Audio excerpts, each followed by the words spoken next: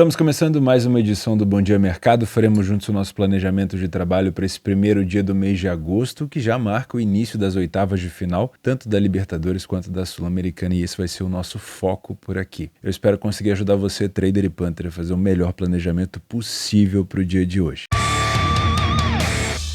Começamos o nosso planejamento às 19 horas na Libertadores. O Argentino Júnior enfrenta o Fluminense, aonde o mercado interpreta uma partida muito mais voltada para um jogo parelho do que propriamente um favoritismo, né? O Argentino Júnior tem uma cotação mais baixa, mas não é assim um favoritismo tão evidente. O Argentino Júnior caiu num grupo na fase de grupos com Independiente Del Valle e Corinthians e mesmo assim fez uma excelente campanha. Foram duas equipes difíceis de se enfrentar, mas o Argentino Júnior, com destaque, venceu na Neoquímica Arena o Corinthians, uma situação que realmente é bem complexa de acontecer.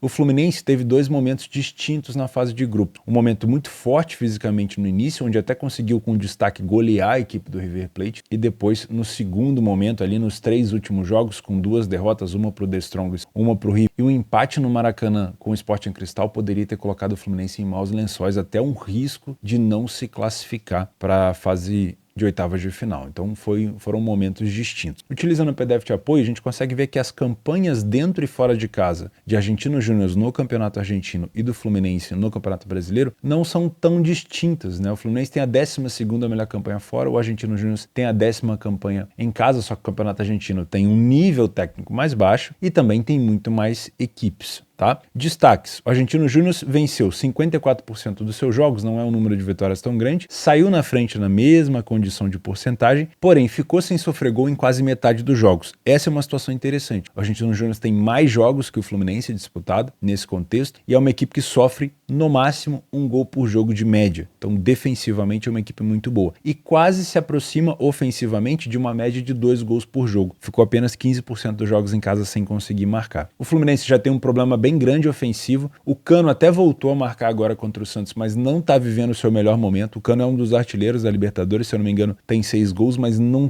está naquele momento onde a bola encosta nele e já vai pro gol, como era antigamente. Mas mesmo assim é uma arma da equipe, só que fora de casa o Fluminense tem apenas 9 gols marcados, uma média também próxima de 1 gol por jogo, e a média de gols sofridos é bem mais elevada do que do Argentino Júnior. Não temos destaques no primeiro tempo, pelo menos no comparativo das competições. O Argentino Júnior marca mais, mas o número de gols sofridos é muito parecido, o número de derrotas é muito parecido, de vitórias também muito próximo. No segundo tempo eu tenho um crescimento bem notável do time do Argentino Júnior. Cresce muito o número de vitórias, mantém-se o número de derrotas bem baixo e cresce de maneira exponencial a quantidade de gols marcados. Qual que é o problema? Parece que a gente tem um cobertor curto por aqui, porque o Argentino Júnior também aumenta muito o número de gols sofridos, mais do que dobra. Então pode ser uma situação mais perigosa, uma equipe talvez mais kamikaze no segundo tempo, tá? O Fluminense mantém o número de vitórias baixo no segundo tempo, mas eleva o número de derrotas e também aumenta o número de gols sofridos. Cresce o número de gols marcados, mas também cresce o número de gols sofridos. O Argentino Júnior se destaca bastante nas bolas aéreas, não necessariamente em bolas paradas, e o Fluminense tem se destacado também nas bolas aéreas, mas também nos escanteios. Eu tive a oportunidade de assistir 2 ou 3 jogos do Argentino Júnior no Campeonato Argentino, e é uma equipe que, quando encontra uma equipe compactada, geralmente utiliza os lados do campo para ficar alçando bola na área. O Fluminense tem que tomar um pouco de cuidado com isso, tá? Porque se o Fluminense optar por um jogo mais defensivo, mais recuado para jogar no contra-ataque, o Argentino Júnior vai abusar desses cruzamentos, e aí você pode talvez até olhar para o mercado de escanteio, já que o Argentino Júnior tem essa tendência de jogar um pouco mais pelo lado. Tá? Pra gente finalizar, vamos dar uma filtrada nos jogos do Argentinos dentro de casa. A gente consegue ver derrotas para 3 equipes fortes por aqui: Estudiantes, Boca e aqui embaixo River Plate. Contra o Boca e contra o River ele não conseguiu marcar, contra o Estudiantes conseguiu, tá? E teve mais uma derrota aqui pro Gimnasia, mas não é uma equipe que perde tanto dentro de casa, tá bom? O Fluminense fora de casa já vem num momento muito ruim no Brasileiro e também na Libertadores. Como eu falei, derrota pro The Strongest, derrota para a equipe do River Plate. Aí tivemos outras derrotas para equipes brasileiras, mas o curioso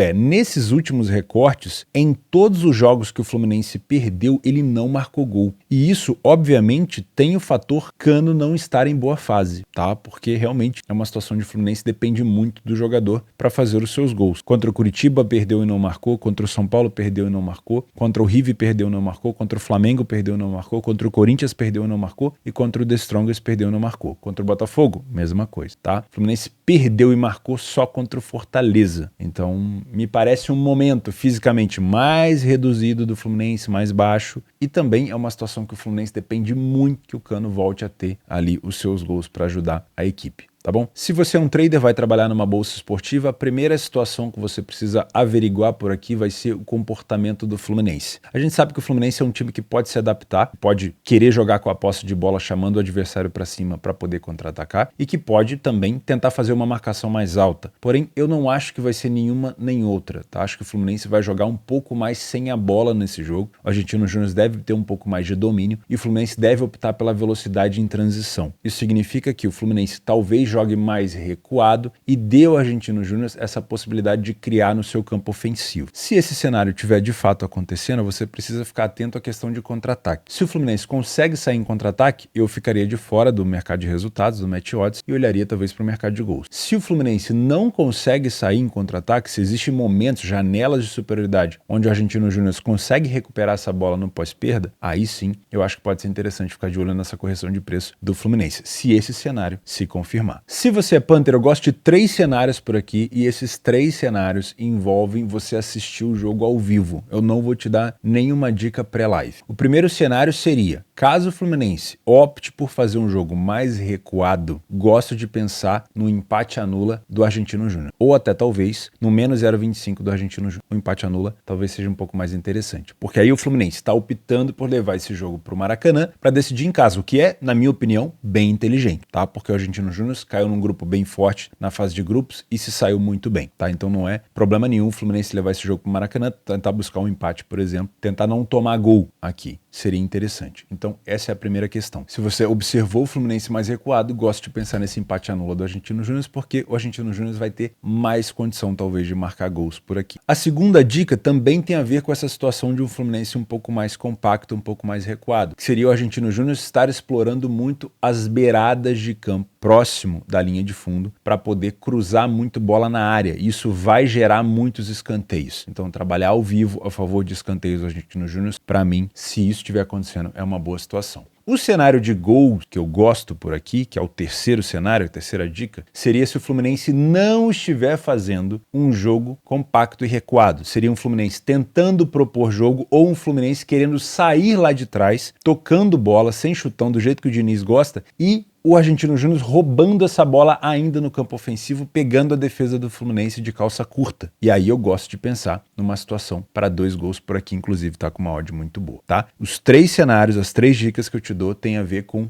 posicionamento e iniciativa do Fluminense. Depois que você observar, você vai conseguir tirar bom proveito. Às 21 horas, também na Libertadores, o Bolívar enfrenta o Atlético Paranaense dentro de casa, no estádio Hernando Siles. Esse estádio é o estádio da seleção boliviana e é o estádio do The Strongest. Então, falamos agora há pouco do Fluminense. O Fluminense foi até lá e perdeu. O River foi até lá e perdeu. O único que venceu lá na Libertadores foi a equipe do Sporting Cristal. E isso deu ao Sporting Cristal quase que uma... E venceu o The Strongest, não o Bolívar, tá? Quase deu uma chance de classificação no último jogo contra a equipe do Fluminense. Mas acabou não acontecendo, o Fluminense empatou o jogo. O que eu quero dizer com isso é, o Bolívar joga num dos estádios com maior altitude dessa Libertadores. Então é muito mais fácil de se imaginar que o Atlético Paranaense vai tentar levar essa decisão para a Arena da Baixada, para dentro de casa. E eu, na minha opinião, acho que é a decisão mais acertada, tá bom? O Bolívar vai tentar fazer do seu mando a sua classificação. Então, muito provavelmente vai tentar resolver esse jogo na ida, porque sabe que na volta a situação pode ficar complicada. Nem o Palmeiras conseguiu vencer o Bolívar por lá. Tudo bem que teve aquela situação da decisão do Campeonato Paulista, o Palmeiras jogando com um time mais misto para depois enfrentar o Água Santa, mesmo assim perdeu de 3-1. E o Bolívar só ficou em segundo porque na decisão,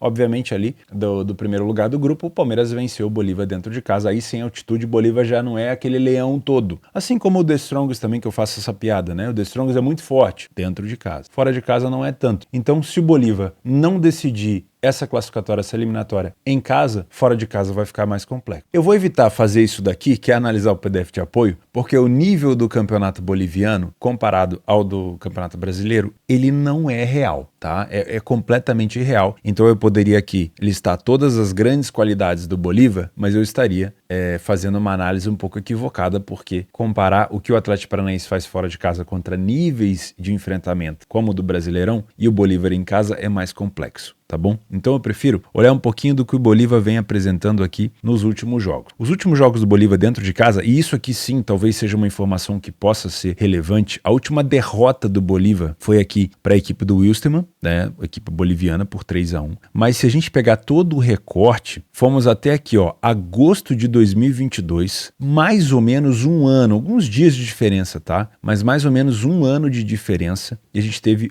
uma derrota do Bolívar. E aí teve enfrentamento aqui contra o Palmeiras, teve enfrentamento contra o Barcelona de Guayaquil, teve o Cerro Porteño, e somente contra a equipe do Palmeiras, o Bolívar na Libertadores aqui tomou gol, tá? Óbvio, tem a questão do campeonato boliviano que é bem acessível, tem. Por isso que talvez a gente tenha que segurar um pouco nessa expectativa, mas mesmo assim, em um ano você ter uma derrota, isso mostra que a questão do estádio é bem interessante. Olha, teve até um enfrentamento contra o próprio The Strongest, muito provavelmente esse jogo aconteceu no estádio onde os dois, aqui ó, Hernando Siles, onde os dois jogam, e o Bolívar conseguiu vencer uma equipe que também é forte por lá. Já o Atlético Paranaense fora de casa é sim uma equipe que não vence tanto, mas é uma equipe que faz muito gol, tá? Contra o Vasco fez 2, contra o Fortaleza não marcou, contra o Flamengo fora de casa marcou, contra o São Paulo marcou, contra o América marcou 2, contra o Botafogo na Copa do Brasil onde se classificou marcou, contra o Atlético Mineiro na Libertadores marcou, contra o Libertad na Libertadores marcou 2, tá? Então é uma equipe que mesmo quando perde, cai atirando, tá? Então é um jogo que eu trago, sim, uma expectativa de que o Bolívar vai ter mais vantagem por jogar dentro de casa na altitude. É sempre muito difícil para o time brasileiro jogar nessas condições. Se você é um trader e encontrar o Atlético Paranaense recuado sem contra-ataque, ler a pior equipe em campo no Atlético Paranaense provavelmente será um bom caminho, tá? Ou até mesmo, dependendo do tamanho da pressão, um back ao Bolívar dentro de momentos de superioridade. Se eu encontro o Atlético Paranaense com velocidade, eu não sei se o Vitor Roque vai estar em campo, mas com velocidade para contra-atacar, aí eu tô fora. O Bolívar leva muito perigo na bola aérea, mas o Atlético Paranaense também leva. Então, se o Atlético estiver criando muita bola aérea, também pode ser uma situação de risco. Se você é Panther, vai trabalhar numa casa de apostas, gosto de pensar nesse empate anula do Bolívar e também num handicap 0,25 do Bolívar, tá? Isso num cenário pré-jogo. Num cenário ao vivo, gosto de pensar no over 1,5. Por quê? Como eu falei,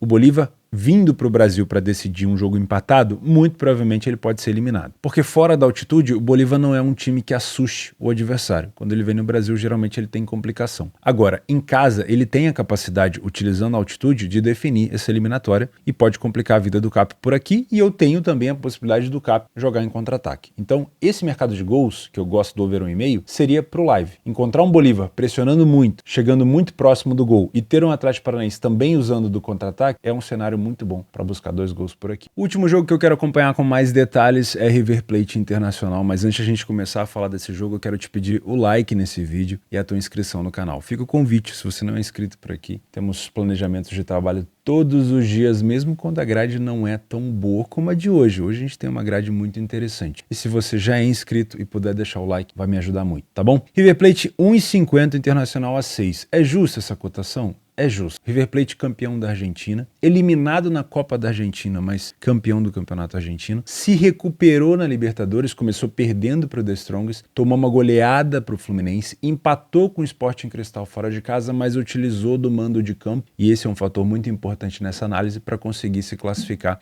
em segundo do grupo, e enfrenta um Internacional que não vem bem. O Internacional vem de uma derrota para o time do Cuiabá dentro de casa. Tudo bem, o Cuiabá é uma equipe hoje no Brasil que complica muito quando joga fora de casa a vida dos seus adversários, mas ainda assim é um Inter que troca de treinador, que ainda não consegue ter um estilo de jogo tão forte, fora de casa não vem conseguindo se impor e vai enfrentar o River Plate hoje, que depois que fez aquela reforma no Monumental, com uma presença agora de mais de 80 mil torcedores todos os jogos, ficou um time muito difícil. O Caldeirão, que já era monumental, virou, assim, uma situação muito complexa. Jogar por lá, esse fator dentro de casa para o River, caso ele venha passar do Internacional e venha a chegar em fases mais avançadas da competição, isso vai fazer muita diferença, né? Óbvio que o Internacional tem condição de ir no Beira-Rio, fazer um Caldeirão por lá também, mas esse jogo particularmente é um jogo dificílimo para o Inter, onde o Inter não pode sair do Monumental desclassificado. O que significa? Que o Inter não pode ceder tantos gols ao River River. O Inter não pode jogar também, talvez, tão recuado, mas o Inter tem que, talvez, dosar o fato de também ter que agredir o adversário para não deixar ele tão confortável, mas de não se expor tanto. Então, é um jogo muito complexo, onde você não pode sair desclassificado. A gente pode utilizar um pouco do PDF de apoio para mostrar como foi, apesar de existir ainda uma diferença de qualidade no Campeonato Argentino para o brasileiro, é melhor do que da Bolívia para o brasileiro. Mas olha só, 12 vitórias em 13 jogos do River Plate. A derrota foi para o Arsenal de Sarandi, que hoje briga,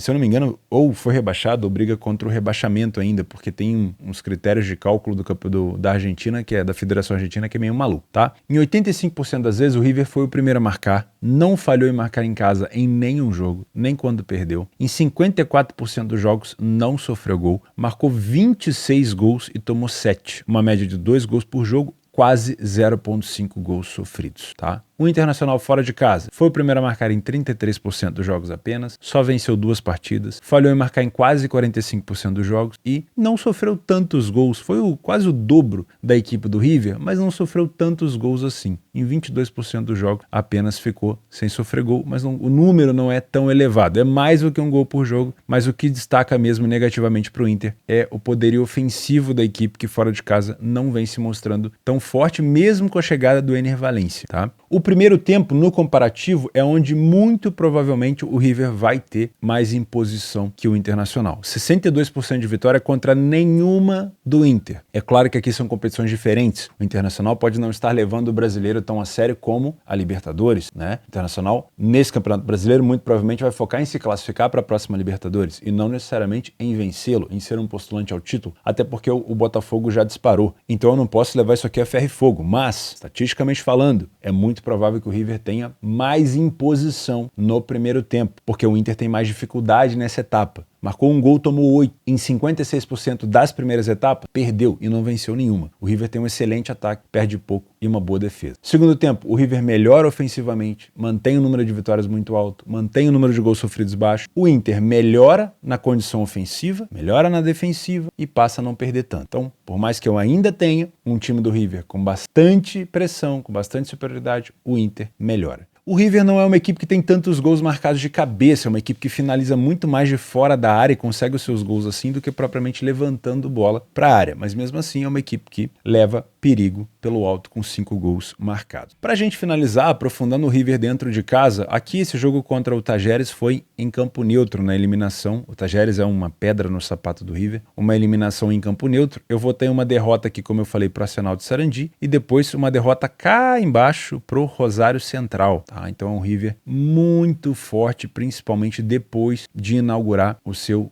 novo estádio, na verdade um novo antigo, né? Foi um rebaixamento feito ali, removendo a pista de atletismo. O Internacional fora de casa, um empate contra o Bragantino, derrota para o Fluminense, onde fez um péssimo primeiro tempo, venceu o Inter e venceu a equipe do Curitiba, empatou com o Nacional, com o Santos, o Metropolitano é uma equipe de baixíssimo nível técnico e aqui 4 derrotas seguidas. Então não é um Inter tão sólido fora de casa e, como eu falei, é um jogo muito complexo para a equipe colorada. Se você é trader, o melhor cenário por aqui é tentar encontrar janelas de superioridade com recuperação pós-perda do River Plate sem que o Internacional consiga contra-atacar, para buscar esse back favorito no primeiro tempo ou até mesmo esse lei internacional. Lembrando, é uma sinuca de bico. Você vai enfrentar uma equipe muitíssimo forte que não pode tomar conta do jogo inteiro, senão ele vai acabar te engolindo. Então o Inter tem que dosar entre conseguir criar perigo para tirar o conforto do favorito, mas se proteger para não deixar espaço. Então é um cobertor muito curto, dependendo da estratégia. Por isso que as janelas de superioridade do River muito provavelmente vão aparecer em algum momento do jogo se ele tiver empatado. Gosto de pensar em buscá-las para estar a favor do favorito por aqui. Se você é Panther, o primeiro cenário que eu procuraria seria algo a favor do River. Seja um empate a nula no live ou talvez um menos 0,25 para tentar buscar uma cotação um pouco mais alta no ao vivo. No pré-live, eu esperaria primeiro o comportamento do Inter. O Inter pode achar um gol muito cedo e deixar esse jogo muito difícil para o River, tá? Então, se durante o jogo você conseguir perceber toda essa imposição esperada do River, você pode tentar buscar alguma coisa a favor do favorito. Outro cenário que eu gosto é o mercado de gols, mas ele é um cenário bem específico, tá? Qual que é o cenário por aqui? Primeiro que eu não gosto do pré-live me pagando 1,30. Eu acho que é muito arriscado porque o Inter pode fazer um jogo muito compacto, tentando levar um empate para Porto Alegre. O cenário de gols num jogo como esse, onde o Inter sabe que esse jogo tem 180 minutos, ele não tem 90, né? É um jogo onde o Inter pode ainda, uma decisão que o Inter ainda pode reverter ou finalizar ou se classificar dentro de casa. Então ele não vai se expor de qualquer maneira sem necessidade, tá bom? Para eu trabalhar a favor de 2 gols por aqui, esquece o mercado de over 1,5. Eu tô falando de 2 gols independente do cenário do jogo, tá? Para eu trabalhar um cenário de gols por aqui, eu preciso de uma situação fora do normal. O que é uma situação normal? Um 0-0 ou o River vencendo por 1-0. Concorda comigo? É o que o mercado espera. Se eu tenho um time favorito de 1,50, o mercado espera que o River, em algum momento desse jogo, esteja vencendo por um gol de diferença. Nesse momento, é uma situação normal. Ou o Inter também vencendo por um gol, é uma situação normal. O Inter não teria necessidade de se expor, nem o River, igual um maluco pra cima. Agora, caso eu tenha um Internacional vencendo por 2 gols, ou o River Plate vencendo por 2 gols, principalmente esse segundo cenário do River vencendo por 2 gols e ainda pressionando, provavelmente o Inter aqui já vai começar a sair um pouco mais. E aí seria interessante buscar mais um gol ao vivo, beleza? Esse over 1,5 no pré-live, ele não me agrada pela cotação e pelo cenário específico, porque enquanto tiver 0-0, é um resultado ótimo para o Inter. Eu vou ter uma desorganização ou uma possível desorganização do Inter, caso eu tenha um cenário mais anormal, que seria o River conseguindo 2 gols. Aí eu vou ter, muito provavelmente, o Internacional mexendo as suas peças numa linha mais alta e o River tendo mais espaço para buscar mais um gol, beleza? Bom, a gente se aprofundou bastante nesses jogos da Libertadores, mas eu vou deixar aqui 4 opções de jogos extras para você inserir na sua grade de trabalho. O primeiro é um horário muito exótico, 4 horas da manhã, acho que quase ninguém por aqui vai acompanhar, eu não vou acompanhar, mas os Estados Unidos precisa bastante dessa vitória contra Portugal, afinal de contas, os Estados Unidos vai ver a Holanda enfrentando o Vietnã. Então, caso a Holanda, e muito provavelmente a Holanda, vença o Vietnã, os Estados Unidos se empatar com Portugal, não se classificaria em primeiro. Apesar de ser uma grande seleção, bem favorita para ser campeã do torneio, seria interessante se os Estados Unidos vencesse esse jogo, mas essa cotação aqui para o pré-live eu não gosto. Eu gosto de pensar num jogo para você ficar de olho ao vivo, os Estados Unidos perdendo para buscar um empate ou um 0-0, os Estados Unidos pressionando muito para buscar a vitória. Na Sul-Americana, oitavas de final, o Libertad enfrenta o Fortaleza. O Libertad estava no grupo na Libertadores do Atlético Paranaense e do Atlético Mineiro, não conseguiu se classificar. O Atlético Mineiro eliminou o Libertad na última rodada e o Fortaleza fez uma excelente fase de grupos na Sul-Americana, inclusive vencendo bastante jogos fora de casa, tá? É favorito o Libertad, mas o Fortaleza tem que jogar com bastante inteligência, né? Mesmo que esteja com desvantagem no placar, o Fortaleza pode reverter dentro de casa, com o apoio da torcida. Então é um jogo para mim de correção de preço, tendendo a ter um Fortaleza um pouco mais compacto, jogando talvez um contra-ataque, e a gente tem um Libertad sabendo que se não decidir em casa vai ficar complicado fora. Às 21 horas, Emelec, Defensa e Justiça. Aqui eu confesso para vocês que é mais um jogo que eu olharia para correção de preço, mesmo porque eu não tenho tanto conhecimento das duas equipes, não acompanhei nem o Emelec, nem o Defensa em Libertadores e Sul-Americana, respectivamente. E por último, eu não fiz uma análise tão aprofundada do Corinthians, porque me parece que o Corinthians vai levar a competição da Sul-Americana como uma segunda opção. Acho que o foco do Corinthians é o Campeonato Brasileiro. Vai enfrentar uma boa equipe do News Old Boys, por mais que não viva um excelente momento fora de casa. Teve